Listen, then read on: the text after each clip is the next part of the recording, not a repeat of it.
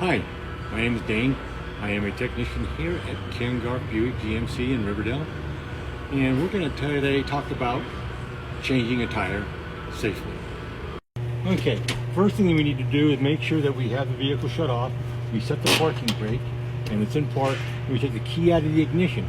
The best thing to do once you have the key out of the ignition, so you don't lose it, again, is to close your door and stick it in your door. Okay, before we even lift the vehicle up, what we're going to do, we're going to make sure we have all of our tools. We want to make sure we have our jack, some type of a lug wrench to take the lug nuts off with, a block just to put behind a tire that's going to be on the ground so it doesn't roll, and get our spare tire out.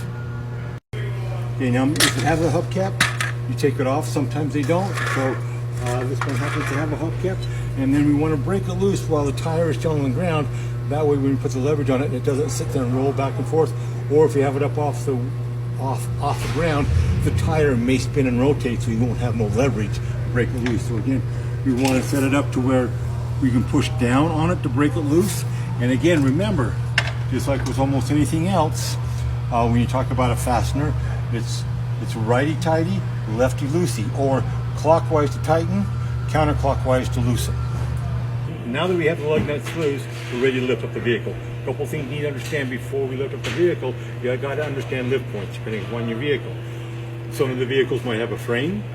If they're a truck or a heavier duty type of vehicle, if it's a crossover or a unibody construction vehicle, then you're going to have a pinch weld. How do we know the difference? If you take a look at this vehicle that's up in the air, you can see that this portion right here is a frame. Okay, so again, this vehicle is lifted up by the frame. Also, it does have a pinch weld like most of your unibody and your crossovers do. The vehicle that we're working on has a pinch weld. It has no frame, but it does have a pinch weld up there. Okay, if you can see, this jack right here is already designed to accept the pinch weld from underneath. I'm going to place it to where we're actually on the pinch weld. So as we come up underneath here, you can see the pinch weld right along here, and it does come up right up underneath there, and we'll jack up and get a hold of that pinch weld.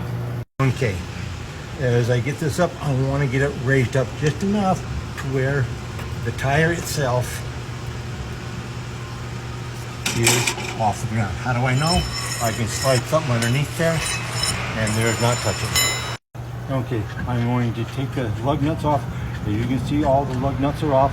I want to carefully slide it off and let it be on the ground, and I'm going to roll it, not pick it up, and get it out of the way.